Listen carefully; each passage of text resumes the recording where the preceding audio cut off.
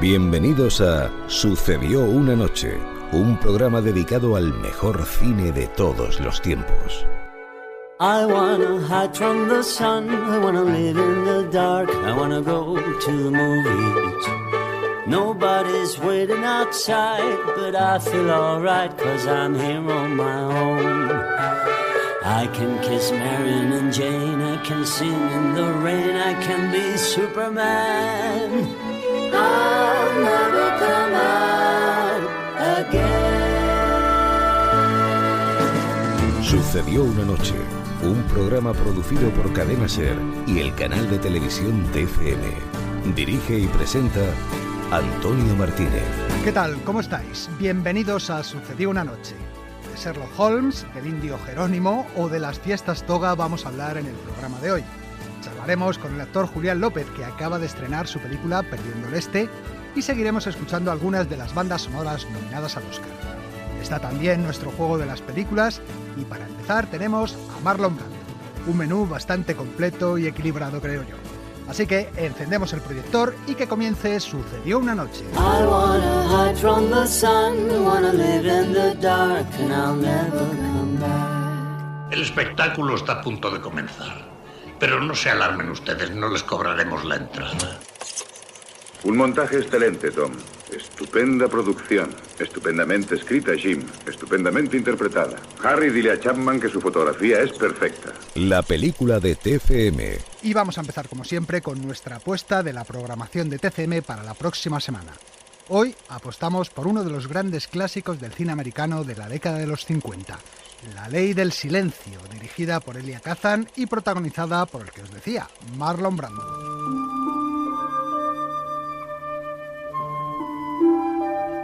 En 1952, el director Elia Kazan tuvo que declarar ante el Comité de Actividades Antiamericanas del senador McCarthy. Deseo hacerle unas preguntas. Ayúdenos a aclarar. Responda unas preguntas sobre ciertos amigos suyos. ¿Sobre amigos míos? Exacto. Kazan no solo admitió su pasado comunista, sino que delató a varios compañeros que habían sido militantes como él. Te voy a decir lo que es eso. Chivato es el que vende a sus amigos, a los que están a su lado. Un par de años después, estrenó La Ley del Silencio, una película en la que muchos vieron una especie de justificación o explicación pública de lo que había hecho. Ha de comprender una cosa, padre. Aquí en el muelle todos somos S&M. ¿S&M qué es eso? Sordos y mudos. Aunque nos estuviesen matando, no podríamos chivar. Chivaros. Sé que estáis amenazados de muerte, pero en este país nos queda siempre un recurso: defendernos, señalar a los desaprensivos, justificar la lucha de lo justo contra lo injusto. Lo que para ellos es delación, para vosotros significa libertad. Sea una apología de la delación o no, lo cierto es que La Ley del Silencio permanece hoy en día como una de las grandes obras maestras del cine americano. El origen de la película está en una serie de artículos publicados en los años 40 sobre cómo la mafia se había apoderado de los muelles neoyorquinos. Yo controlo el mejor muelle del puerto más rico del mundo. Cualquier movimiento en él es dinero que ingresa. ¿Qué hay de malo en ello? Si la gente es tonta, hay que sacarle jugo. Sería estúpido dejarse arrebatar un negocio tan bueno. Kazan vio en aquella historia la oportunidad de rodar una película de gángsters bien diferente a lo que hasta entonces había ofrecido el género. Alguien se ha caído de la azotea. Iba a cantar ante el comité de investigación. Oye, yo me presté a ello creyendo que solo iban a apretarle las clavijas. He dicho que se puso demasiado tonto. Últimamente le dio por desobedecer las órdenes. La verdad, no era mal chico ese yo. Un pájaro que podía cantar pero no pudo volar. El protagonista, Marlon Brando, es un antiguo boxeador hermano de uno de los gángsters que tienen sometidos a los obreros del puerto. Cuando el jefe de la banda le utiliza como cebo para asesinar a uno de los estibadores que había decidido testificar ante la policía, Brando empieza a cuestionarse su lealtad. Más aún cuando entra en escena un sacerdote que le anima a denunciar la situación y se enamora de la hermana del chico asesinado. Una hija mía paseando del brazo de Terry Malloy. ¿Sabes quién es Terry Malloy? El hermano de Charlie el señorito. Un asesino con abrigo de pelo de camello.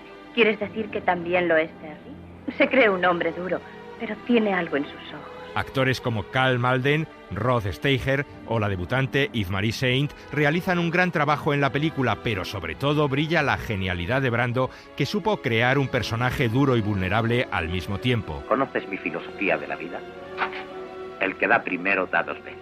Nunca he conocido a nadie como tú. La película tiene varios momentos inolvidables, pero sobre todo destaca una escena, aquella en la que los dos hermanos hablan en el asiento trasero de un coche. Me alegra que vengas a buscarme. Estaba deseando hablar contigo.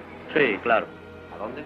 Sube por la calle River. Te avisaré dónde has de parar. Rod Steiger intenta convencer a Marlon Brando de que no traicione a la banda, mientras que este le reprocha haber arruinado su carrera de boxeador. Has olvidado la noche del Garden cuando te presentaste en mi vestuario y dijiste, chico, esta no es tu noche.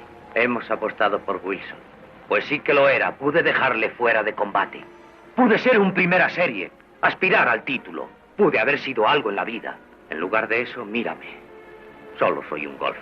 Por ti. La secuencia, que dura poco más de 4 minutos, no pudo ser ensayada por problemas técnicos y fue en gran parte improvisada. A pesar de ello, está considerada una de las grandes escenas de la historia de la interpretación. Además del trabajo de los actores, hay 2 elementos que contribuyen decisivamente a hacer de La Ley del Silencio una gran película. Uno es la fotografía en blanco y negro de Boris Kaufman, muy cercana al estilo documental.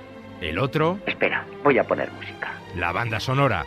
Para este apartado, Kazan se empeñó en conseguir los servicios del compositor y gran director de orquesta Leonard Bernstein. Es muy sencillo. Procura llevártelo al lugar que sabemos los dos y convéncelo por el camino. Si no lo consigues, pásaselo ayer. Su música ayuda a dar más fuerza y cohesión a la película. La Ley del Silencio fue la gran triunfadora de la noche de los Oscar de 1955. A medida que vayan oyendo sus nombres, levántense. Hasta 8 veces se tuvieron que levantar, ya que el film se hizo con 8 estatuillas, entre ellas las de Mejor Película, Mejor Director y Mejor Actor para Marlon Brando, que se consagraba definitivamente como uno de los mejores intérpretes del cine americano. Gracias, señor Balón.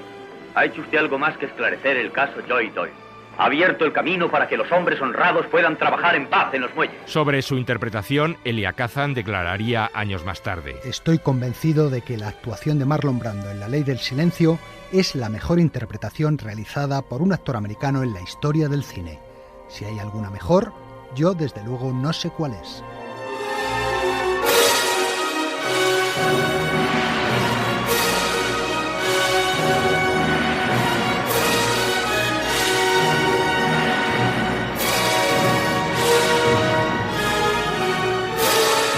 Y ahora, oídos bien abiertos, memoria cinematográfica preparada, llega el momento de nuestro juego de las películas con otros títulos que también se pueden ver la próxima semana en TCM. Le estamos muy agradecidos, señor Marlowe, y me alegro de que todo haya pasado. Dígame, ¿qué hace normalmente cuando no trabaja? Apostar a los caballos, pasar el rato. ¿Y mujeres? Normalmente trabajo la mayor parte del tiempo. ¿Y en ese trabajo podría incluirme a mí? Usted me gusta, creo habérselo dicho. Me encanta oírle decir eso.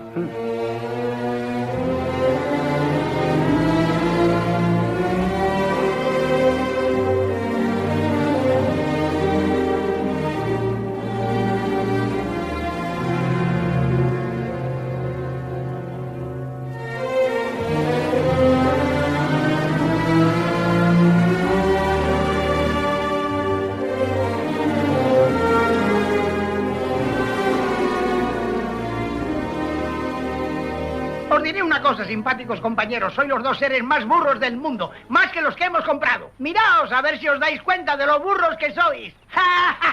Tanto que no veis las riquezas que estáis pisando con vuestros propios pies. ¿Es que esperáis a encontrar oro en lingotes? Y este no es lugar indicado. Viene de más arriba.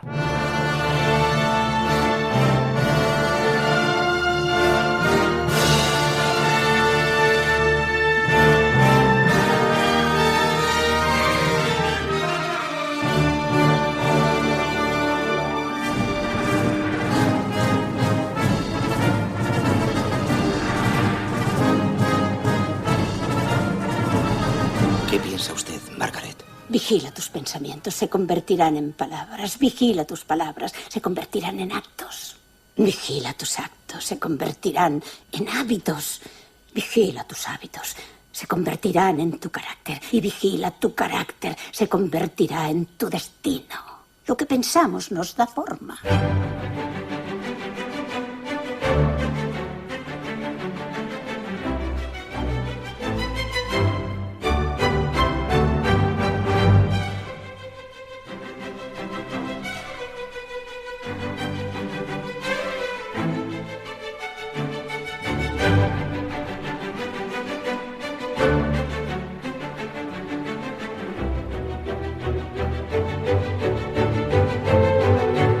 París puedes pedir cerveza en el McDonald's. ¿Y sabes cómo llaman al cuarto de libra con queso en París? ¿No lo llaman cuarto de libra con queso? Utilizan el sistema métrico. No sabrían qué coño es un cuarto de libra. ¿Cómo lo llaman? Lo llaman una Royal con queso. ¿Royal con queso? Sí, eso es. ¿Y cómo llaman al Big Mac? Un Big Mac es un Big Mac, pero lo llaman Le Big Mac. Le Big Mac. You'll be a woman soon. I love you so much, can't count all the ways I died for you, girl, and all they can say is he's not your kind. They never get tired of putting me down, and I never know when I come around what I'm gonna find. Don't let them make up your mind. Don't you know, girl? Bueno, hoy yo creo que el juego era razonablemente fácil.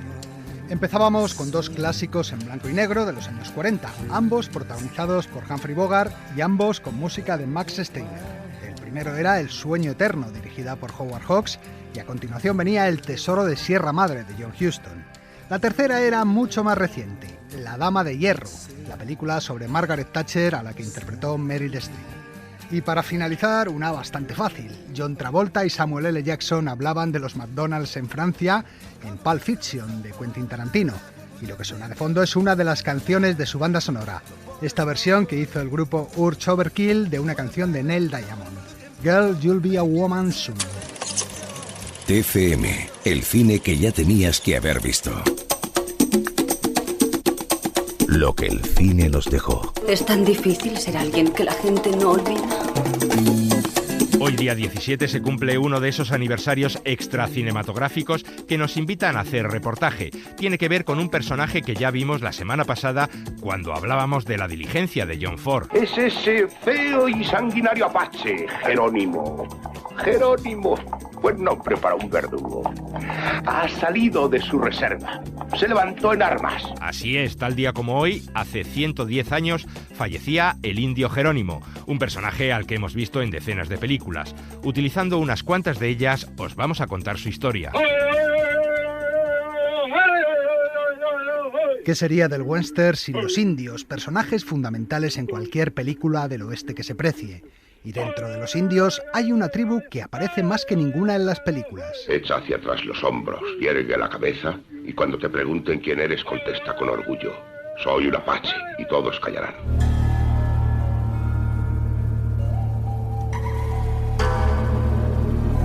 Durante años, los apaches crecieron a lo largo de un extenso territorio que comprende parte de los actuales estados norteamericanos de Arizona y Nuevo México, y se prolonga por tierras mexicanas en lo que hoy se conoce por Sonora y Chihuahua. Cochise no quiere a los blancos como enemigos.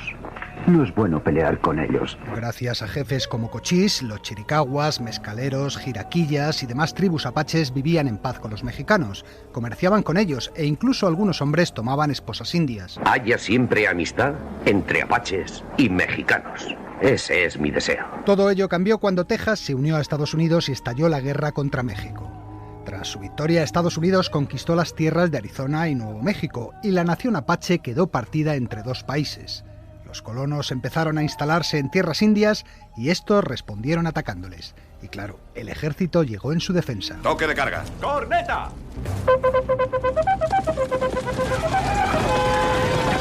Comenzaron así las llamadas guerras apaches que acabaron con la derrota de los indios que fueron confinados en reservas. Un destino que no todos aceptaron. Las personas que veo aquí no me parecen apaches. ¿Qué han hecho de vosotros? Al menos estamos vivos. Esto es vivir. El líder de estos rebeldes que se negaban a ir a la reserva se llamaba Goyalé, que en chiricahua significa el que bosteza. No es extraño que aceptara encantado el apelativo que le pusieron los mexicanos, un nombre que surgió tras una escaramuza en la que perecieron decenas de soldados mexicanos, no sin antes invocar a su patrón, San Jerónimo. ¡Jerónimo!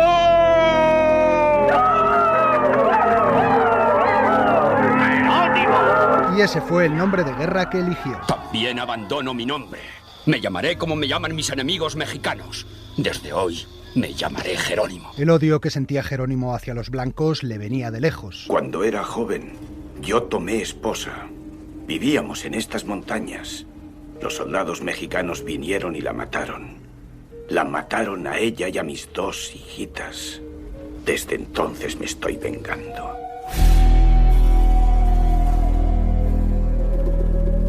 Jerónimo destacaba por su valor y los apaches le atribuían también ciertos poderes de adivinación e interpretación de los signos de la naturaleza. Un hombre medicina apache. Los apaches creen en su poder, es una especie de espíritu que llevan dentro. A pesar de ser un líder, Jerónimo nunca llegó a ser jefe de los apaches, precisamente por su carácter indómito y salvaje. Yo conocí a Cochise. Era un rey. Conocí a Vittorio, un orgulloso líder. Y conozco a Jerónimo. No quiere dirigir, gobernar, ni ser sabio. Solo quiere luchar. Jerónimo se convirtió en una pesadilla tanto para los colonos como para los ejércitos mexicano y estadounidense. Esos perros están llenos de apaches. Han quemado las casas de todos los ranchos. Anoche tuve un encuentro con ellos. Dice que están capitaneados por Jerónimo. Sus ataques comprometían a las otras tribus apaches que habían aceptado la paz. Mi hermano blanco me habló del ataque a una diligencia de blancos. Fue Jerónimo. Le seguimos 2 días, pero pudo cruzar a México. Bien. Desde hoy protegeremos a los blancos que salgan de Tucson y Fort Bowie. Si se rompe esta paz, que sea el blanco quien la rompa. No deben ser indios, ni siquiera malos indios. Y fueron los propios indios los que le obligaron a entregarse. Señor, ¿Jerónimo va a venir a entregarse por las buenas? Es lo que prometió. Un chiricahua no da su palabra a menudo, pero si la da, la cumple. Si tú cumples la tuya. Jerónimo, en efecto, se entregó, pero los americanos no cumplieron su palabra. Les habían prometido tierras fértiles y libertad para cazar en sus territorios, pero en las reservas no había caza y la tierra era pobre. Algunos apaches son buenos granjeros. Otros añoran la antigua vida. Yo no soy buen granjero, Gaywood. Así que ocurrió lo inevitable. Jerónimo se ha escapado de Turkey Creek. Los apaches han huido. Jerónimo se ha llevado a la mitad de la reserva. Hombres, mujeres y niños.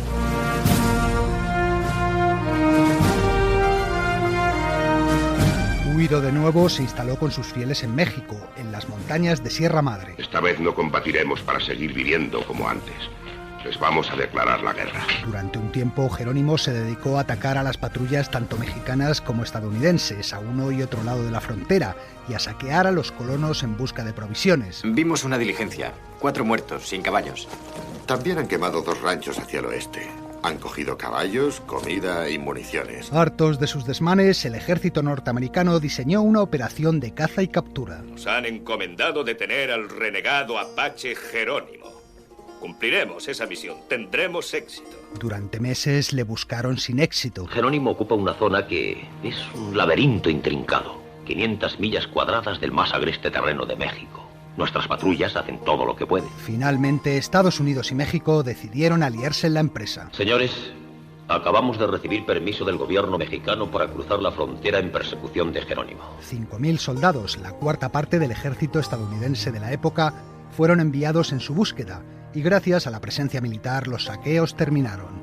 Algunos de los que seguían a Jerónimo se entregaron y volvieron a la reserva. Está bien claro que el hambre los acosa, no reciben suministros y no pueden tener muchas municiones.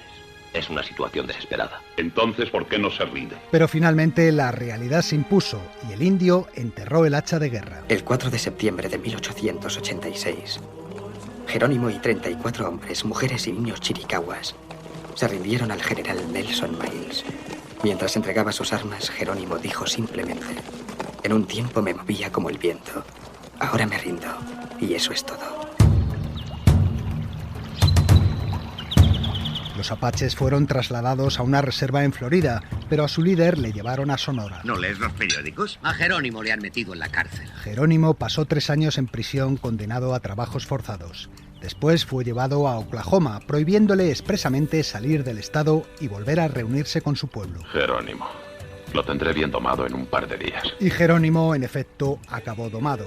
En Oklahoma se hizo granjero y se convirtió al cristianismo. Fue exhibido como una atracción cultural en la Exposición Universal de San Luis de 1904 y participó en el desfile inaugural del presidente Theodore Roosevelt. Bien, señor Jerónimo, si pudiera usted... ¿Dónde está su vestido? Su ropa ceremonial está... menos mal. Cámbiese en el hotel. Usted desfilará a la cabeza de los indios salvajes, señor. En estos años también dictó su autobiografía el escritor y coronel del ejército Stephen Barrett, y lo hizo en español, la otra lengua que dominaba además del chiricahua, ya que apenas hablaba inglés. Pobre y alcoholizado, Jerónimo ganaba algún dinero posando para fotografías o atendiendo a los curiosos que le veían como un mito del Far West. Señor, ¿me firma un autógrafo? Besu Ansoy. Disculpe, no le entiendo. 5 pavos. ¿Cómo dice? que cobra $5 por sus autógrafos. Murió tal día como hoy, en 1909, cuando borracho se cayó del caballo junto a un arroyo y pasó toda la noche metido en el agua helada, muriendo al poco de pulmonía. El gran Jerónimo. Yo creo que no eres más que un bastardo asesino rojo. En el cine hemos visto a Jerónimo como villano muchas veces, pero también como héroe, el símbolo de la resistencia de los indios. Brindemos por el indio Jerónimo. Él sí es un tío grande. Y una curiosidad para terminar. Ese grito que pronuncian muchos paracaidistas al saltar... Ese grito nació también con el cine, cuando en 1940, después de asistir la noche anterior a una proyección de la película Venganza India, que giraba en torno a la captura de Jerónimo, un grupo de paracaidistas lo utilizó para animarse en el salto, recordando el coraje y el valor del último guerrero indio que luchó contra el ejército norteamericano.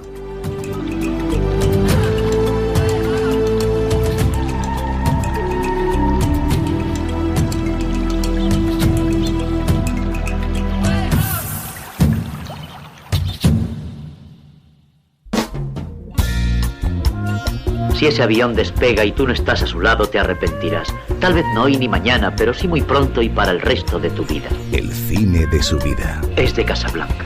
Toda mi vida he estado esperando decirlo. Hoy hablamos con Julián López, el protagonista de uno de los estrenos de este fin de semana, Perdiendo el Este, la continuación de Perdiendo el Norte, esa comedia donde unos jóvenes viajaban a Berlín para buscar trabajo. En Perdiendo el Este encontramos a su personaje en China, intentando desarrollar su profesión de químico. A Julián López le solemos ver en comedias, pero a él le gustaría hacer también dramas. Además, os recordamos que Julián López, antes de aparecer en espacios como La Hora Chanante y convertirse en actor, estudió música y se especializó en un instrumento como la trompa. Yo de niño la infancia la pasé en mi pueblo donde nací, el Provencio. El Provencio es un pueblo de Cuenca que tiene unos 2.500 habitantes. Allí en Chinchilla a mis amigos les ponían muchísimo, pues yo que sé, la Sabrina, la Samantha Fox. Entonces esas le ponían. La Mama Chicho. Fíjate tú qué gusta la Mama Chicho.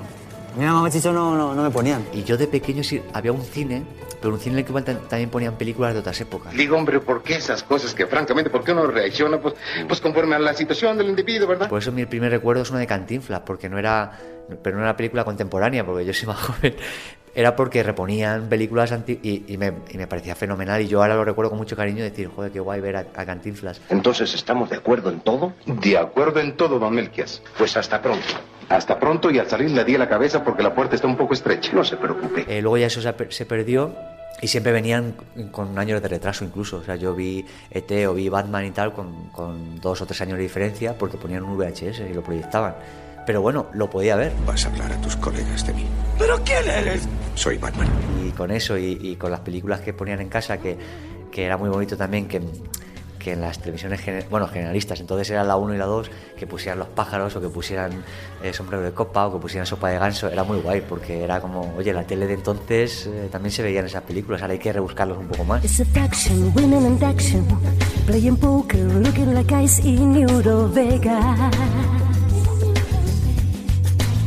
Yo de niño, aparte que es verdad que mi formación ha sido musical y la música siempre ha sido mi pasión, pero de niño me atraía mucho la televisión, el cine. Ahí yo veo tensión, yo veo peligro, yo veo cosas. Lo estás contando y me pongo hasta cachondo, hostia. Entonces yo en mi caso, como empezaba con mis compañeros de Chanante a hacer locuras nuestras, casi más por juventud que por profesión, lo hacíamos para pasárnoslo bien, eso le quitaba hierro a la responsabilidad. Los hombres ratón han secuestrado al equipo de animadoras. Tenemos que ir a rescatarlas.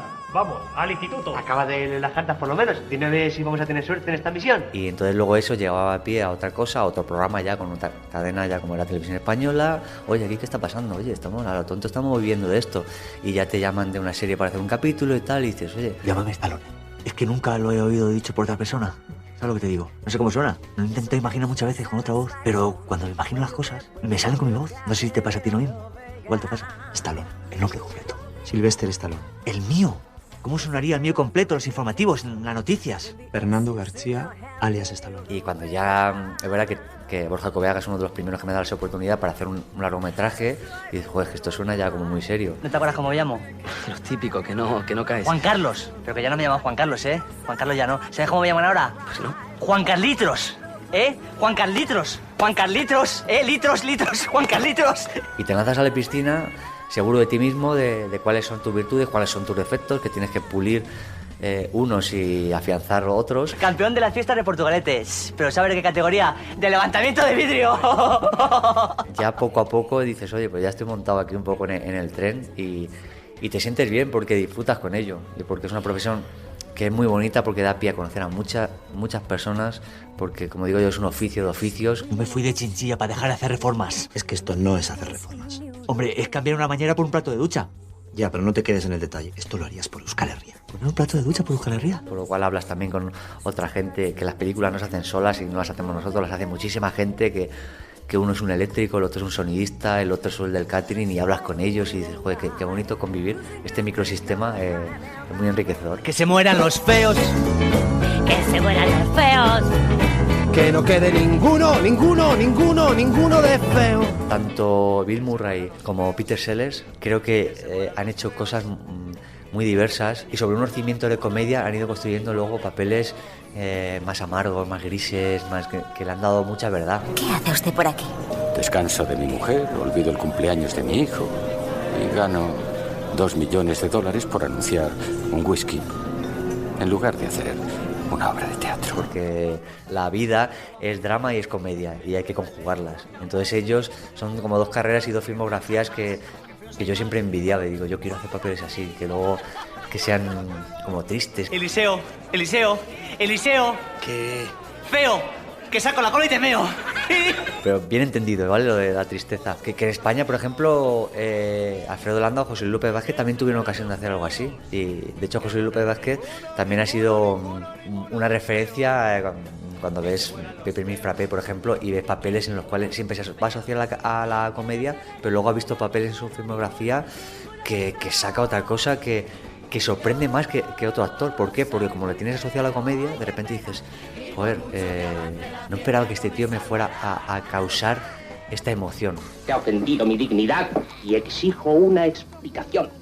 Yo le ruego me disculpe, señor gran don Roberto. Pero no se atreverá a decirme que también me ha respetado a mí, me ha puesto en ridículo a los ojos del público. Esta emoción de desasosiego, de miedo, de terror, de que no le pillo por dónde va, y eso es muy bonito, porque al final te dedicas a esto para provocar esas emociones.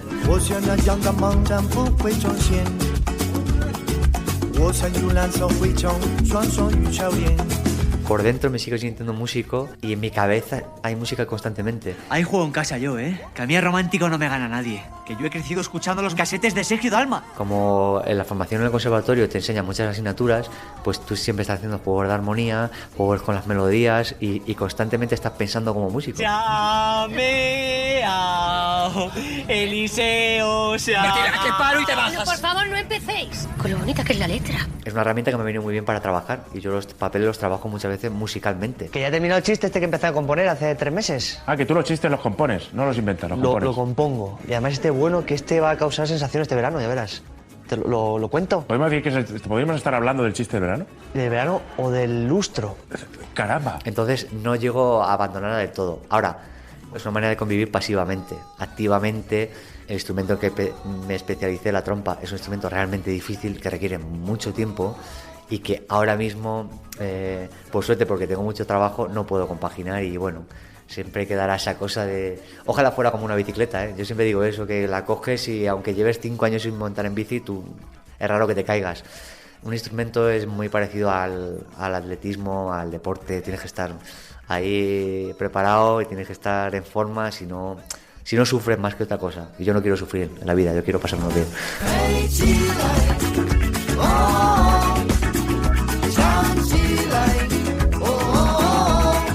Sucedió una noche, un programa de la cadena SER y el canal de televisión TFM.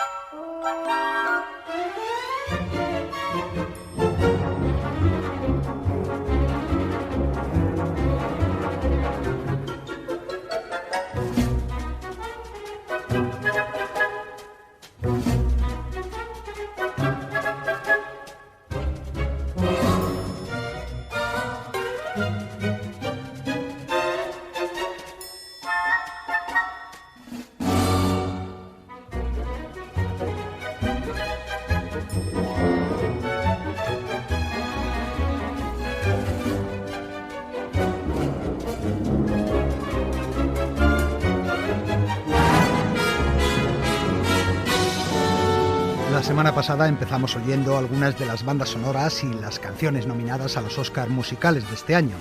En el programa de hoy vamos a escuchar algunas más. Esta melodía, por ejemplo, pertenece a El regreso de Mary Poppins, por la que Mark Simon es candidato al Oscar a la mejor banda sonora. Pero seguimos.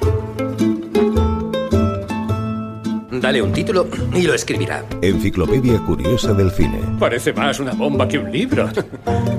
La semana que viene, uno de los personajes más clásicos del cine regresa a nuestras pantallas. Majestad, permítame que le presente al mejor detective de todos los tiempos, Sherlock Holmes y el doctor John Watson. Perfecto, la próxima semana se estrena Holmes and Watson, una comedia protagonizada por Will Ferrell y John C. Reilly que nos trae en versión humorística nuevas aventuras del famoso detective. Para ir calentando motores, vamos a ver lo que dice nuestra enciclopedia de este personaje, Sherlock Holmes. Esto es Baker Street, una de las calles más populares de Londres, llena de locales comerciales. Sin embargo, a finales del siglo XIX, el lugar era muy diferente. Era una zona residencial para la clase alta, y aquí, en el número 221B, la ficción situó la vivienda de uno de los personajes más famosos de todos los tiempos. Me llamo Sherlock Holmes. Permítame estrechar la mano del más famoso detective del país. El caso del falsificador Bormonsey fue un trabajo de primerísima calidad. El detective de la pipa apareció por primera vez en un relato publicado en 1887. Su padre literario era el escocés Arthur Conan Doyle, un médico que sentía una gran afición por la escritura. Qué vida más apasionante. Médico, escritor, viajero. Apenas soy un escritor a ratos perdidos. Y además, de relatos de intriga. Lo cierto es que sus novelas de Sherlock Holmes fueron un éxito rotundo y el personaje se convirtió en la parte más importante de su producción literaria. A lo largo de mi vida he publicado unos 60 relatos que comprenden los más diversos casos, desde el perro de Baskerville hasta su misterioso hermano Mycroft, pasando por el diabólico profesor Moriarty.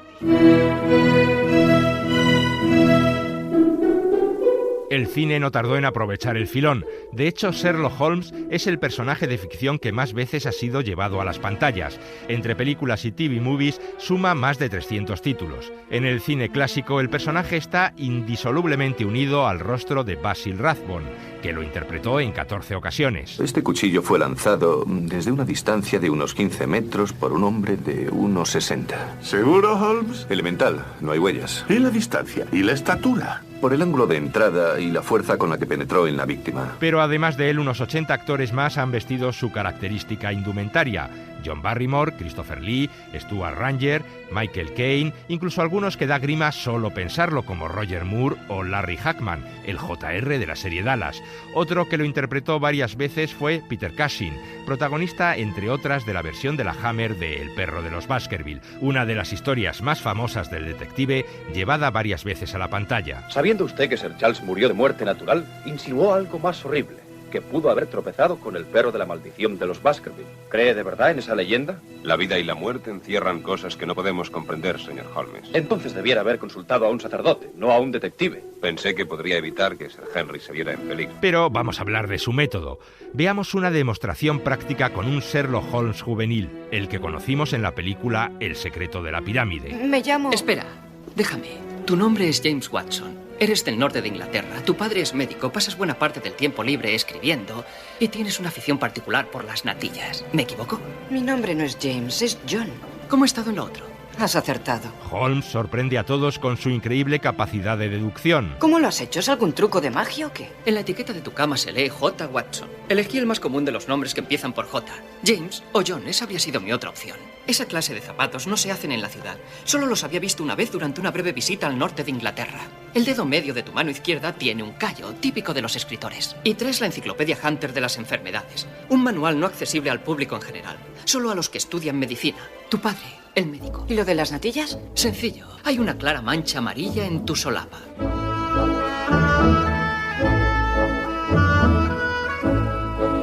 El Dr. Watson, su compañero inseparable, hace también las veces de narrador de sus aventuras. Me ha descrito con una estatura de 1,90 m cuando apenas mido 1,80 m. Una pequeña licencia poética. Me ha cargado con esta absurda vestimenta que ahora el público espera verme siempre lucir. Eso no es cosa mía, culpe de ello al ilustrador. Ha hecho de mí un virtuoso del violín. Ahí tengo una invitación de la Sinfónica de Liverpool para actuar como solista en el concierto de Mendelssohn. ¿De veras? Y apenas podría seguir el compás de un vals o cualquier otro compás supuestamente fácil. Es demasiado modesto. Watson convive con Holmes para curarle del vicio de los estupefacientes. Me ha pintado como toxicómano incurable solo porque ocasionalmente tomo una solución de cocaína al 5%. Al 7%. Al 5%.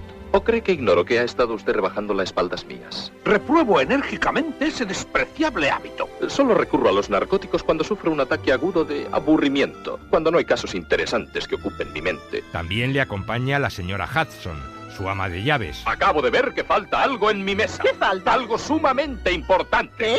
¡Polvo! Ha estado limpiando en contra de lo que explícitamente le ordené. Oh, sepa que he tenido buen cuidado en no desordenar nada. El polvo, señora Hudson, es una parte esencial de mi sistema de clasificación. Su espesor me permite fijar la fecha de cualquier documento. Pero parte del polvo era ya así de espeso. Eso pertenecía a marzo de 1883. Y hay otros personajes más o menos habituales: su archienemigo Moriarty, su hermano Mycroft o el poco perspicaz inspector Lestrade. Señor Holmes, no sé cómo, pero lo ha hecho otra vez. Gracias, inspector. Eso es todo un cumplido viniendo de un detective tan competente como usted. ¿Y de las mujeres qué? A Holmes no se le conoce ningún romance y, según explicaba en sus novelas, era porque temía que las pasiones y el romanticismo influyeran en su lógica deductiva, aunque Billy Wilder, en la película La vida privada de Sherlock Holmes, insinuaba otra cosa. Yo no soy un hombre libre. ¿Es libre?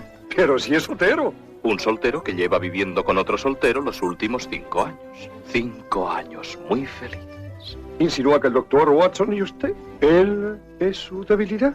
Si quiere usted llamarlo así. En cuanto a sus aficiones, sabemos que toca el violín y que adora la música. Hablo con la BBC. Soy Sherlock Holmes. ¿Les importaría poner de nuevo la quinta de Beethoven, dirigida por Sir Ronald Hedley? Muchas gracias. Tampoco se le da mal la esgrima. No puedes vencerme, Holmes. Arroja tu espada. Nunca. Prefiero morir aunque sea una muerte horrible. Muy bien, te complaceré. El cine además ha añadido algunas de sus características más famosas. Por ejemplo... ¡Qué intuición! Es increíble. Elemental, mi querido Watson.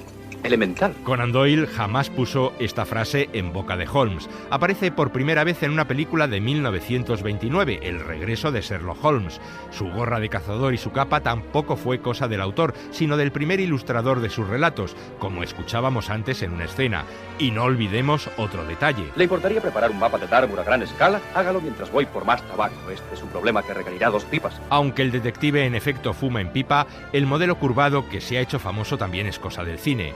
William Gillette, un actor que interpretó al personaje en los tiempos del cine mudo, se empeñó en llevar esa clase de pipa porque era la que mejor le iba a su perfil.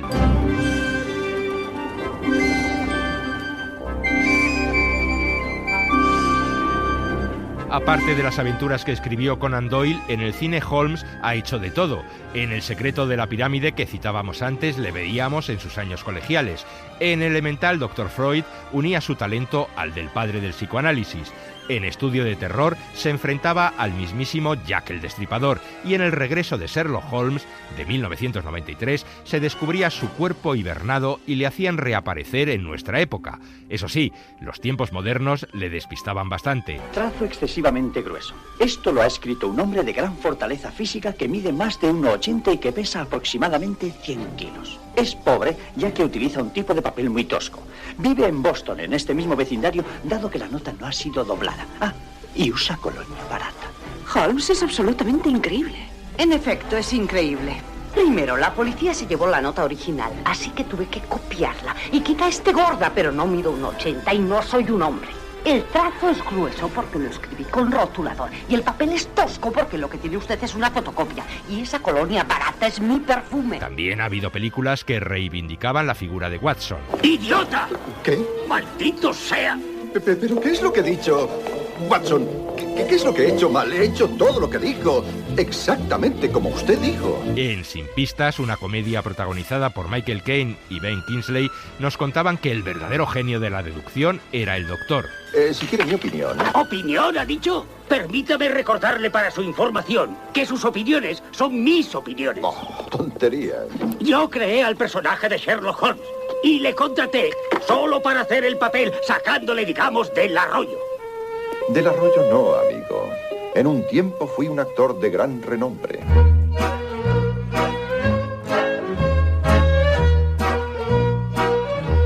Hace unos años, José Luis García le hacía visitar nuestro país en la película Holmes y Watson, Madrid Days, y en los últimos tiempos, Robert Downey Jr. nos ha mostrado a un Sherlock Holmes que se mueve con soltura en el cine de efectos especiales y de acción. Cabeza ladeada hacia la izquierda, sordera parcial, primer punto de ataque. Segundo, garganta, paralizar cuerdas vocales, impedir que grite. Tercero, tiene que ser bebedor, costilla flotante contra el hígado. Cuarto y último, arrastra la pierna izquierda, puñetazo en la rótula. El director Guy Ritchie prepara para el año que viene la tercera entrega de esta nueva franquicia de las aventuras de Sherlock Holmes, convenientemente modernizada y diseñada para la nueva generación de espectadores. También hace pocos años, en 2015, se estrenó Mr. Holmes, en la que Ian McKellen daba vida a un detective ya anciano que debe volver a la brecha para resolver un caso que en su día escapó a su ingenio. Watson se había casado y me quedé solo. De hecho, el día que se fue de Baker Street, el que había de ser mi último caso empezó a revelarse. El personaje de Sherlock Holmes es bastante más viejo que Ian McKellen. Hace 131 años que nació para la literatura, pero no por ello pasa de moda y cada tanto regresa de nuevo al cine. Al fin y al cabo, ya lo dijo Orson Welles, Sherlock Holmes es un caballero que jamás vivió y que jamás morirá. Y ahora, si no tiene usted nada más que añadir, puedo declarar este caso cerrado.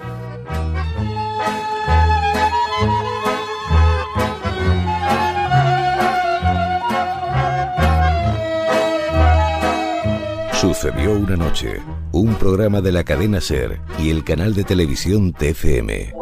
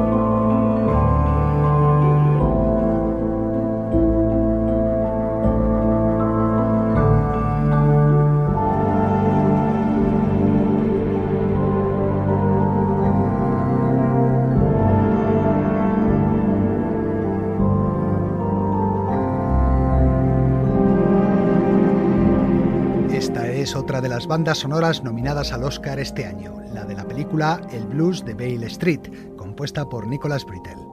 El Blues de Bale Street es la nueva película de Barry Jenkins, el director de la oscarizada hace 2 años Moonlight, y está ambientada en el Harlem de los años 70. Y ahora vamos a recibir a un fijo de este programa, Jack Bourbon. Jack Bourbon presenta... Quiero hacer una comedia. Lo dice muy en serio. Risas de cine. Esta sí que es buena.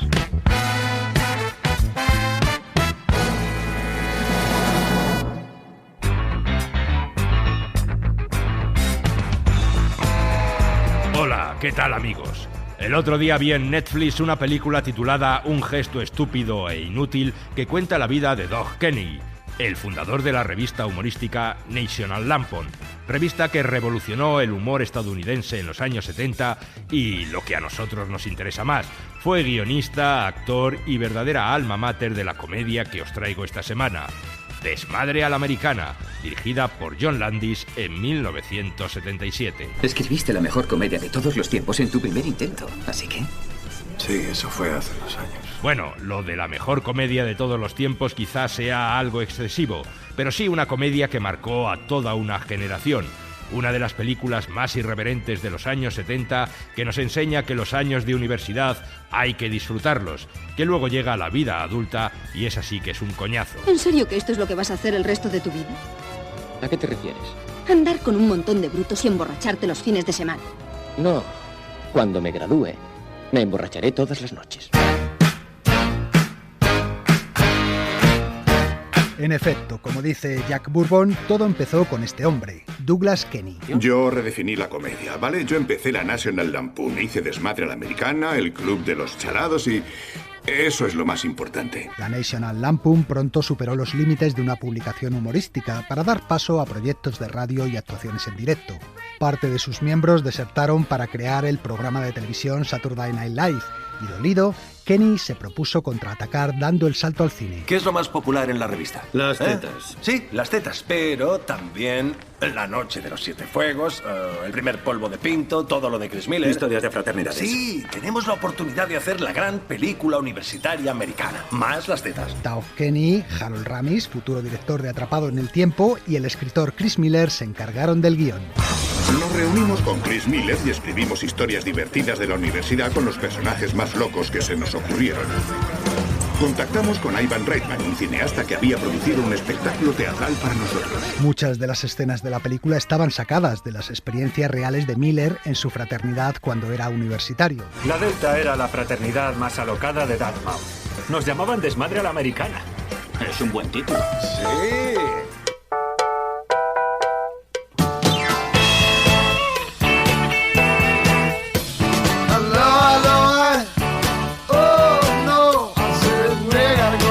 Desmadre a la Americana habla de eso, de la fraternidad más loca y salvaje de un campus universitario a comienzos de los años 60. ¿Quién vació un camión de gaseosas en la piscina olímpica? ¿Quién llevó los cadáveres del centro médico a la cocina? Por todos los santos, los árboles se llenan de calzoncillos y en primavera explotan todos los váteres. Se está refiriendo a Delta, señor. El decano intenta expulsarles por todos los medios. Se enfrentan con otra fraternidad de pijos y una tras otra se suceden las gamberradas, adornadas, como no, con unas cuantas dosis de sexo juvenil. Greg, aún no te pasa nada. Se me está cansando el brazo. Ha sido la pelea con los Delta. Estoy un poco distraído. Desde luego. Quizá un poquito más deprisa. Sí. ¿Así? Sí. Sí. Ivan Reitman, futuro realizador de Los Cazafantasmas, hacía las veces de productor y eligió a John Landis como director de la película. Pero hacía falta un gran estudio que pusiera la pasta, y no sin esfuerzos convencieron a la Universal. Ya sabes que la marca Lampoon está de moda. Abarca un sector demográfico muy amplio entre los jóvenes. Vale, escuchad, no podría hacerlo si pasa de $2 millones. Podemos hacerla. ¿En serio? Tranquilo, te lo garantizo. Vale. Tenemos un trato. Genial. Gracias. Adiós. Las pretensiones eran simples: rodar una película de bajo presupuesto, pero que fuera lo suficientemente divertida y transgresora para atraer al público juvenil. Tengo que trabajar esto más. No lo consideres un trabajo. Tienes que tomarlo como si fuese algo divertido. Varios de los papeles principales les fueron ofrecidos a actores del Saturday Night Live que habían sido antes de la National Lampoon, como Bill Murray, Chevy Chase o Dan Aykroyd, pero no aceptaron. Tan solo John Belushi se atrevió a participar en la película. ¿Dónde están los huevos? ¿Dónde está el coraje? Oh, nos da miedo la bronca, Pluto. Podría salir mal. ¡Nos dedicaremos a besar culos desde ahora! ¡Pues yo no! ¡Conmigo no contéis! Belushi a la postre se convirtió en lo mejor de Desmadre a la Americana. Suyas son las escenas más divertidas, y eso que no habla mucho a lo largo de la película, pero su repertorio de gestos y miradas resulta antológico. John Landis le definió como una mezcla entre Harpo Marx y el monstruo de las galletas. ¿Hace falta ser tan nauseabundos? Este tío es un verdadero cerdo. A ver si adivinas lo que soy ahora. Soy una ballena. ¿Tranquilos? ¡Serás hijo de puta! ¡Te voy a destrozar! Desmadre a la Americana consagraría a John Belushi como una de las estrellas más extravagantes y populares de aquellos años, gracias a Desmadre y a otras películas posteriores como Granujas a todo ritmo o 1941. ¿Qué ha terminado? ¡Terminó cuando los alemanes bombardearon Pearl Harbor! ¡No! ¿Los alemanes? Ni caso, está colgado. ¡Esto está empezando! Si quieren la guerra, tendrán la guerra.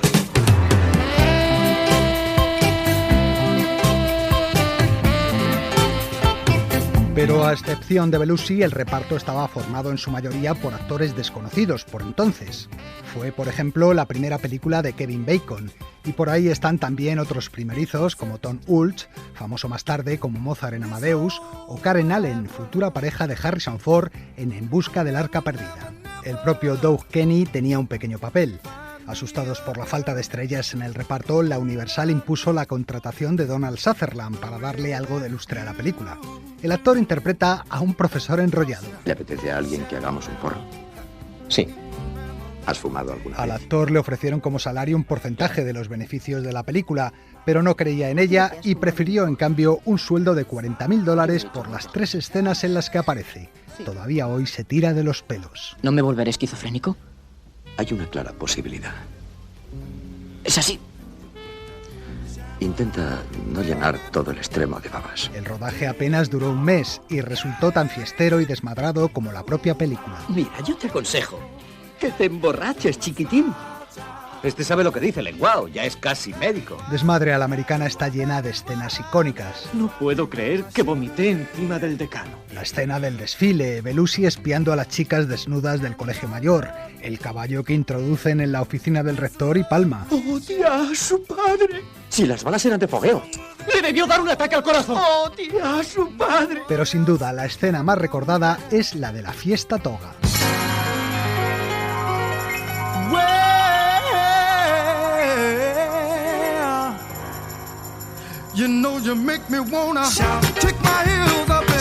Se trata probablemente de la mejor juerga cinematográfica que se haya visto en el cine.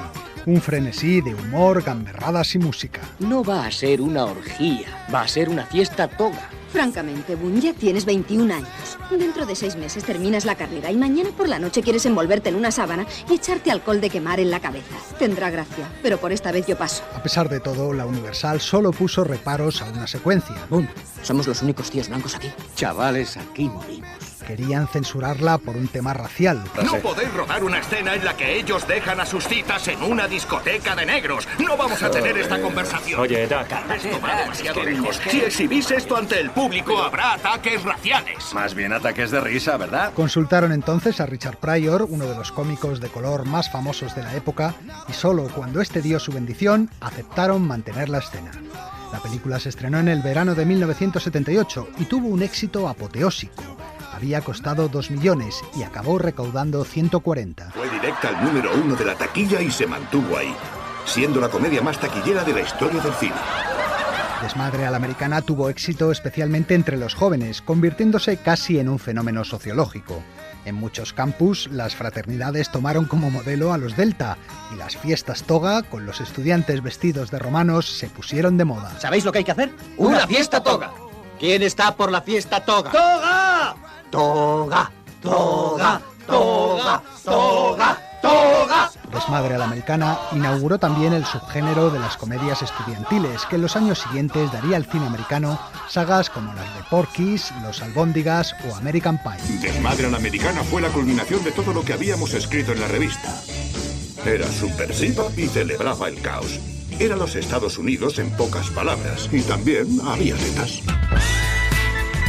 La película dio pie también a una serie de televisión titulada Delta House, que apenas duró una temporada y que solo es recordable porque en ella debutó como actriz Michelle Pfeiffer.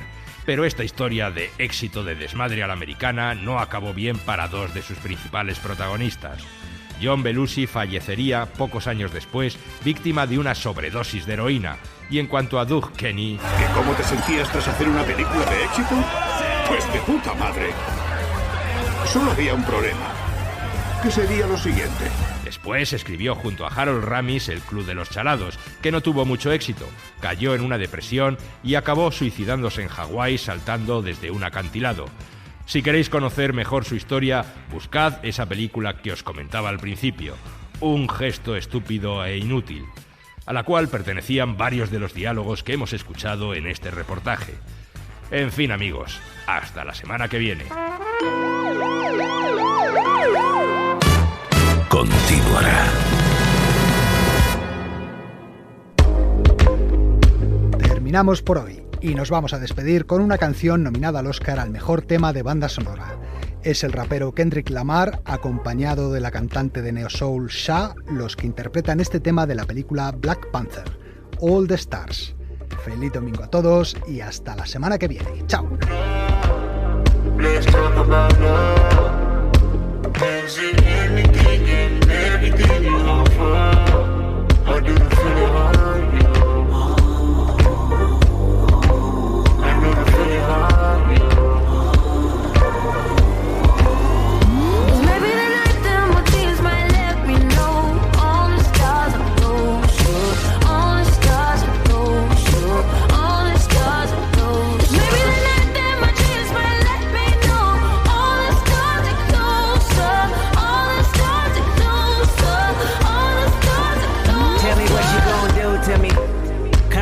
Ain't nothing new to me. You could bring a bullet, bring a sword, bring a morgue, but you can't bring the truth to me. Fuck you and all your expectations. I don't even want your congratulations. I recognize your false confidence and calculated promises all in your conversation. I hate people that feel entitled. Look at me crazy cause I ain't invite you. Oh, you important, you the moral to the story. You endorsing, motherfucker, I don't even like you. Corrupt a man's heart with a gift. That's how you find out who you dealing with. A smart percentage you I'm building with. I want the credit if I'm losing or I'm winning. On my mama, that's the realest shit. Let's talk about love. Is it anything and everything you offer? Or do you feel it on you? I know you feel it on you. Maybe the night that my dreams might let me know. All the stars are close, all the stars are close, all the stars are close. Maybe the night that my dreams might let me know. All the stars are closer, all the stars are closer, all the stars are closer. Skin cold when an ego gets to talking, I get involved like a rebound. Got no in game, got no ways out, got to stay down. It's the way that you're making me feel like nobody ever loved me like you do, you do. And you kinda feel like you're trying to get away from me. If you do, I won't move.